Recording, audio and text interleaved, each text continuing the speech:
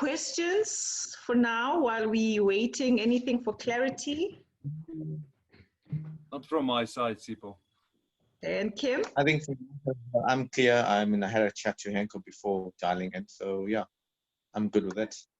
Yeah. Great. Yeah. Well, very excited to hear from both of you. Let's see what everyone has to ask, okay? Sorry? Oh, I have a question. Henco, do you find that a lot of businesses are coming to you at the moment? Yes, Sasha, a lot of inquiries at this stage, but I really think that the floodgates are going to open at the end of this year. At this moment, people are still sitting with cash. There's still a lot of fat built around them that they should burn through. And I think 4 to 5 months from now, all of their cash are going to be depleted and used up. And then in our industry, we're going to see a lot of inquiries to go either into business rescue or informal turnarounds or informal forms of restructuring. Yeah, so at this stage, not as much as I thought we were going to see, but I'm giving it another 4 months. If you go and have a look at what happened in the 2008 crash, and because I did a study on the court numbers that they issue when you go and open a case. And those case numbers all start with 2011. So that took a full 3 years for guys to only end up in court and get liquidated because they were still sitting with a bit of cash in 08 and 09, and then 2010 and 11, the trouble really started. So by the time it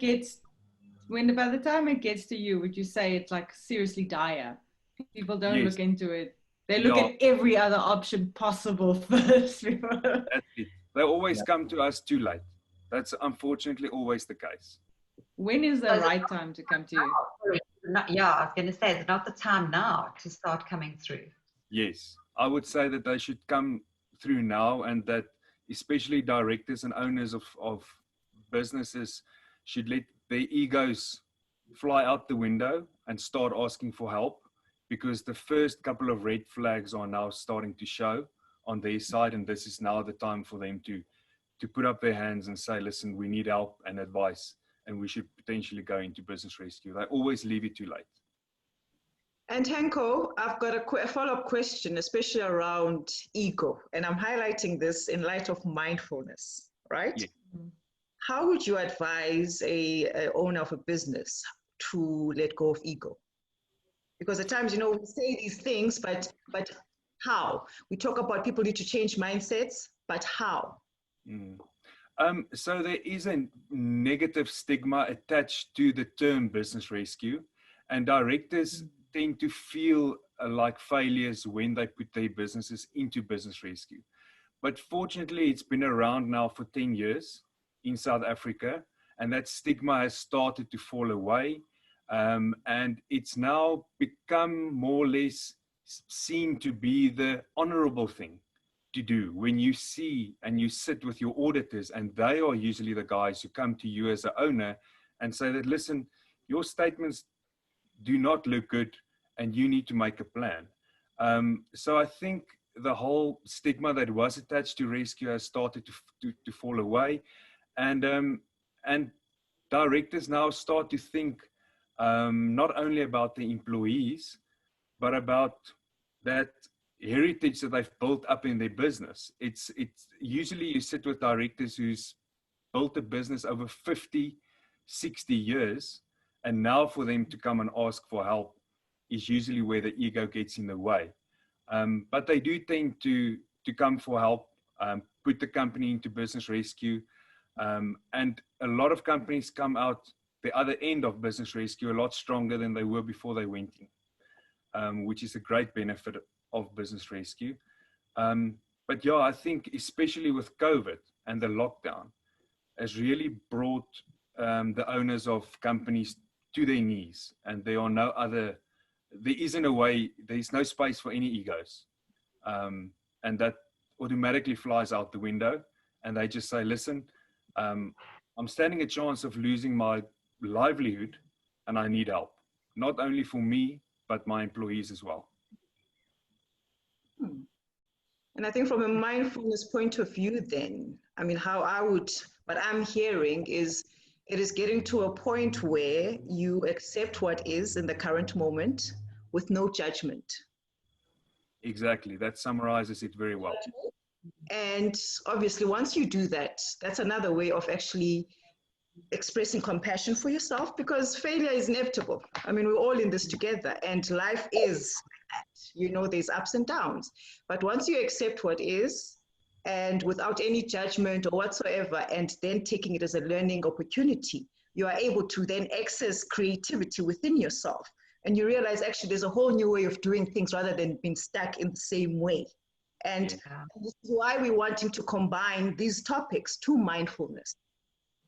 That's it. What I've also seen is that with your older businesses that was built up over, say, 40 or 50 years, those directors of those companies will tell you that, listen, I've been through this 4 or 5 times before. I've been able to lift my company out of the ashes and rebuild it and reinvent it. And this then only turns out to be the 5th or 6th time that they forced to reinvent themselves and their businesses. And fortunately, this time around, business rescue is available to them where it wasn't in the past. And I think that's a very good point. Sorry, Sipho. I mean, Henco, when you say that, it's like business rescue doesn't mean the end of your business. Exactly. It actually can, it's a tool you can use to revitalize your business. And it's all your perception and your viewpoint around it that will help you and your business move forward. And I think communication here is key, because communication with others, with your staff, with opening up to a business rescue practitioner, just generally, I think that we're so closed, and it's an opportunity now to actually just start communicating honestly. And as you say, ask for help if you need it, or offer help if you can. I'm finding in my workplace, yesterday alone, one of my employees phoned me and said that she's managed to get food parcels for staff that are really, really battling, and asked for their addresses and sent them off. And I thought that was awesome, because we're communicating, and she's also realizing that her colleagues are battling and she wants to help them, which we've never had before. So I think communication's key here with everything.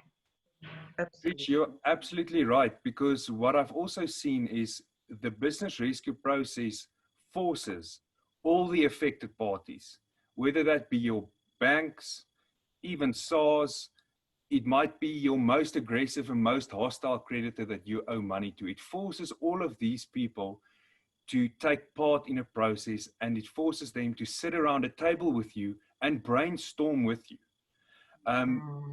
It stops them from giving you a hard time. It keeps the wolves at bay, and forces everyone to come together and put their minds together and say, how are we going to rescue this business?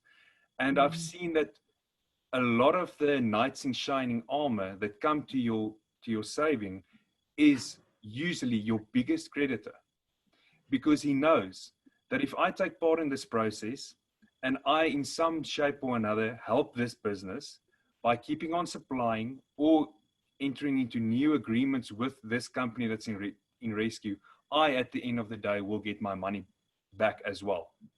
So it just forces everyone to take part. And I've really seen that it's usually your biggest creditor that comes to your saving. Wow. True in saying that as well, but also what it does is it also gives a lot of transparency on the actual business itself, in terms of where creditors always say, the owners have sunk the company to enrich themselves.